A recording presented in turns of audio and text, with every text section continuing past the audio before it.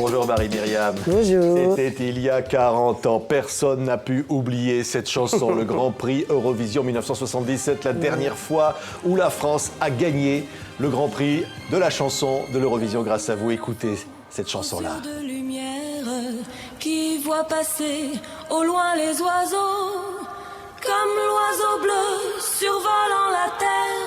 Voilà, ça c'était donc en 1977. Le 7 Vous en mai rappelez 77. Comme si c'était hier, Marie. Oh ben oui, parce que c'était une victoire, donc je n'ai gardé que des bons souvenirs, c'est évident, Oui. bien sûr. Vous aviez été choisi parmi 370 maquettes, on avait choisi votre C'est ça, chanson. des chansons, voilà exactement. Et puis j'ai su dans les rendez-vous du dimanche, à l'époque de Michel Drucker, que j'allais représenter la France.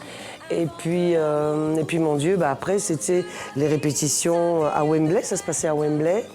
Et puis tout, plein de petits bâtons dans les roues qu'on a eu avant le début, comme par exemple la chanson qui était trop longue de 8 secondes. Ouais, il ne fallait pas qu'elle dépasse plus de 3 minutes, les chansons. Exact, Hein. toutes, voilà. Donc il a fallu accélérer L'Oiseau et l'Enfant. Mais déjà, L'Oiseau et l'Enfant, c'est une chanson que je chante tout le temps. Ouais. Il n'y a pas d'orchestre qui joue et tout ça. C'est une chanson qui se chante tout le temps. Donc, Écoutez, là, c'était juste ce son-là qui rappelle les instants. Vous étiez très anxieuse, écoutez ça, vous êtes en train de chanter devant des centaines de millions de personnes. Alors, j'étais anxieuse, encore même pour plus que ça. C'était, je dis comme au patinage artistique, j'avais un triple salto moi aussi. C'était les 8 premières mesures a cappella. Parce que c'est quand on commence à chanter qu'on a la gorge qui se noue de la peur, de tout ça.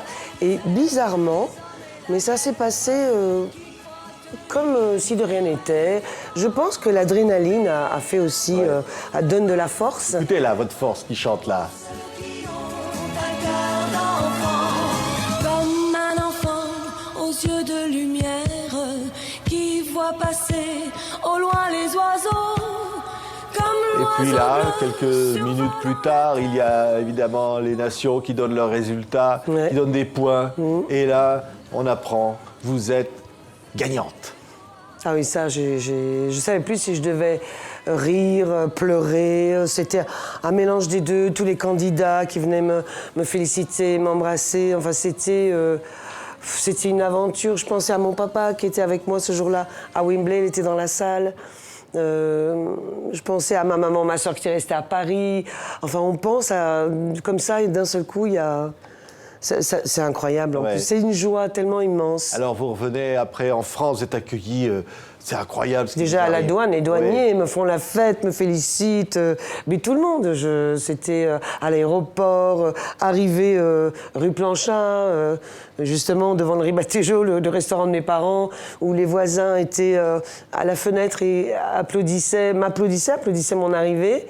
Et ma maman qui était sur le pas de la porte, qui pleurait parce qu'elle regardait tous ses voisins qui applaudissaient sa fille. Ça parce que touchait, c'est un conte de fées ce qui vous est arrivé. Ah, vous le racontez dans un livretto qui s'appelle La fille du Ribatejo, le nom du restaurant donc, de vos parents. Oui. C'est donc publié en ce moment, actuellement à l'Archipel. C'est des souvenirs fantastiques. Vous êtes d'une famille d'origine du Portugal. Oui.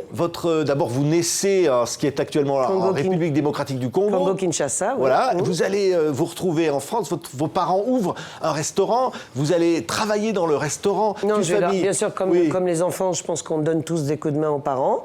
Mais surtout, le jour où ils ont décidé de faire ce sous-sol, eh bien, j'avais enfin un lieu. Oh, mes parents, j'adore, ils sont trop beaux. J'avais un lieu pour chanter, mais avec de la voix, sans déranger aucun voisin. Oui, parce que vous rêvez d'être chanteuse. Ah, mais je l'écris sur mon passeport même. Je fais pire que ça. Je rends mon passeport nul. Parce qu'à l'époque, il y avait écrit profession. Et à 15 ans, mon premier passeport, j'ai écrit chanteuse de ma main. Et c'est avec ce passeport que j'ai gardé d'ailleurs, que j'ai fait le tour de l'Europe avec, et plusieurs fois, avec ce passeport qui était nul en fait. Oui, alors vous chantez, mais bien sûr que je rêvais vous chantez d'être dans ce chanteuse. sous-sol. Les clients parfois vous entendent et un jour il se produit quelque chose de fantastique. Il n'y a presque personne dans le restaurant. Mais il y a quelqu'un qui se faufile dans le noir parce qu'il a entendu votre voix. Il vous a entendu chanter. Voilà, il reste 2 clients et comme les sons montent, il se renseigne auprès d'une dame. Il ne sait même pas que c'est ma maman. Il dit, est-ce que je peux... Qui c'est qui est en train de chanter? Et elle dit, c'est ma fille, mais est-ce que je peux l'écouter? Donc elle lui montre le chemin, il descend et il me dit, il me laisse finir ma chanson. Et enfin, je chantais Jacques Brel, c'est pas ma chanson, c'est une chanson de Jacques Brel. Et il me dit, mademoiselle, avec la voix que vous avez, je vais vous emmener à l'Eurovision et nous allons gagner. Et moi, tout de suite derrière, je réponds « Mais bien sûr, monsieur », je lui tapote comme ça sur l'épaule. Je dis « Mais bien sûr, monsieur, c'est très gentil à vous ». Et je leur montre la sortie. C'est vrai. Parce que je n'y ai pas cru du tout, parce que c'est un conte de fées, parce que c'était impossible que moi, dans mon rue Planchat, qui connaissais personne de la profession... ça m'arrive, quoi. Voilà. C'était impossible et c'est arrivé. Il s'appelait Jean-Paul Carré, il était compositeur. Oui. Et donc, il va tenir sa promesse. Il va tenir sa promesse. Vous allez rapidement enregistrer un premier 45 tours. Oui. Ça ne marche pas. Non. Alors, ça vous désespère parce que votre papa s'est endetté pour vous aider. Alors, lui, qui ne voulait pas que je chante, il suivait ça comme ça de loin et il a dit, bon, allez...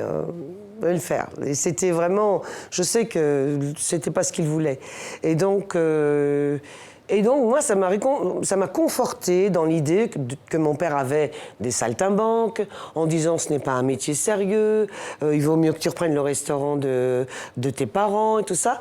Et donc, ça m'a conforté dans cette idée en disant, ben voilà, il est parti avec l'argent de mon père, le producteur, je lui dois une fortune, comment je vais le rembourser? Et là, je me suis mise à travailler au restaurant. Alors, c'est une petite Portugaise née en RDC qui devient la représentante de la France et qui l'a fait gagner cette France. Oui, mais je suis française parce que lorsque mes parents ont pris le restaurant, pour avoir la licence 4, mes parents ont dû se faire naturaliser français, donc nous, les enfants aussi. Ouais. Vous donc, racontez ce qui s'est passé après. Alors, vous tombez amoureuse de Patrick Sébastien. Oui. Vous le racontez très clairement, Oui. mais il est jaloux.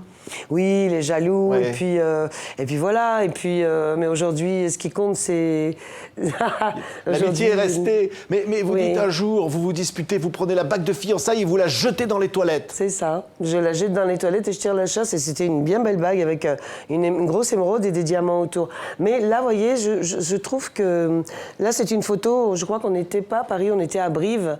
Et ce sont les moments, je pense, que je préférais. Ouais. C'est quand Patrick était beaucoup plus détendu et que, voilà. Et vous êtes heureuse, mais bon, il y a malgré tout, à un moment donné, ça ne marche plus, vous tombez enceinte, vous avortez, il ne veut pas.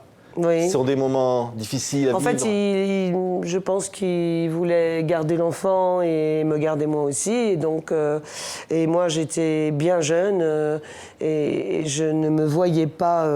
comme je me voyais plus vivre avec lui, je ne voulais rien de lui. Oui. Et donc, mais je l'ai regretté, ce geste. Oui. Je pense qu'il faut bien réfléchir. Voilà. Je l'ai regretté par la suite. Ouais. Vous allez ensuite rencontrer le grand amour pendant 35 ans avec un homme qui vous rend heureuse. Ouais. Et là, un jour, il meurt dans vos bras d'une crise cardiaque. Vous tentez de le ramener à la vie pendant des minutes et des minutes. 10 minutes, vous, très long. Vous êtes toute seule avec lui, vous essayez de le ramener à la vie. Seule avec lui, les pompiers sont en route, le SAMU aussi. Mais ces 10 minutes sont interminables et en fait, j'apprendrai plus tard que même si le médecin avait été là de suite, ça n'aurait rien changé parce que c'était un infarctus massif, c'est-à-dire que Michel ne s'est pas vu mourir. Et voilà, c'était comme ça, 3-4. Je suis fatiguée, il est mort. Ouais, c'est incroyable parce que vous rencontrez Brassens. Ah oui, ça, avant, vous faites des choses incroyables. Vous accompagnez Serge Gainsbourg dans une émission de télévision sur « Je suis venu te dire que je m'en vais » et vous faites les sanglots qu'on connaît dans la chanson. C'était une émission avec Yves Mourouzi dans une radio, sur Radio Monte Carlo. Et en fait, ce qu'il faut savoir, et pourquoi j'ai mis cette photo, et je l'ai dit d'ailleurs avec Jane Birkin, c'est que personne ne connaît le Serge Gainsbourg drôle et qui aimait rire et qui aimait s'amuser. Et je peux vous dire, ça c'est une photo de fan. Parce qu'il y avait du public dans cette émission et c'est quelqu'un du public qui me l'a donné.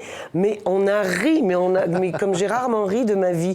Et personne ne connaissait Serge Gainsbourg comme ça. Ouais, vous dites, mes meilleurs amis, ça devient Casimir, c'est l'île aux enfants. Vous allez vous retrouver à chanter les chansons pour les enfants. Vous faites un disque avec les musiques brésiliennes. En fait, vous êtes quelqu'un de libre, Marie-Myriam. Je suis quelqu'un de libre. Et puis, vous savez, je connais pas un artiste... C'est comme dans la peinture, on peint pas avec juste une seule couleur. Moi, j'aime plusieurs choses et je fais ce que j'aime et je raconte ce que j'ai envie de dire. Ouais. Voilà. C'est l'histoire d'un homme un jour qui a vu un oiseau. Ça s'est passé comme ça, cette chanson. Pour Jo Grassi, oui. L'auteur était donc à la plage et il était en train de lire un livre. Il y a des enfants qui font du bruit. Et il leur dit, mais arrêtez de faire du bruit, taisez-vous. Et à côté, il n'avait pas vu, il y avait un autre petit garçon qui dit, monsieur, parlez pas fort, je suis en train de nourrir un petit oiseau. Et ça lui a donné l'idée. Ouais, cette chanson se dit comme un enfant aux yeux de lumière. Qui Vous pouvez voit nous dire à la passer au suite, loin les Marie, oiseaux. On aime tellement vous l'entendre chanter. Oh mais là, alors on m'a fêté mon anniversaire, j'ai tellement pleuré, crié de joie et tout, que je n'ai plus de voix. Mais je vais essayer. Comme un enfant aux yeux de lumière, qui voit passer au loin les oiseaux. J'ai la voix cassée. Elle dit comme l'oiseau bleu survolant la terre. Vois comme le monde est beau. Ouais. Voilà, et comment le monde a changé. Et le monde, Comment il est le devenu monde a beau. changé. Bah, la chanson est d'actualité quand elle dit noir, la misère, les hommes et la guerre. Malheureusement, elle est d'actualité. C'était il y a 40 ans. On était tellement heureux, Marie-Myriam, de vous saluer. La fille du Ribatejo, vos Merci. souvenirs sont vraiment formidables. Donc, Merci à à l'archipel. Merci, Marie. Merci de m'avoir reçu. Merci beaucoup. Qui en chantant invente l'amour.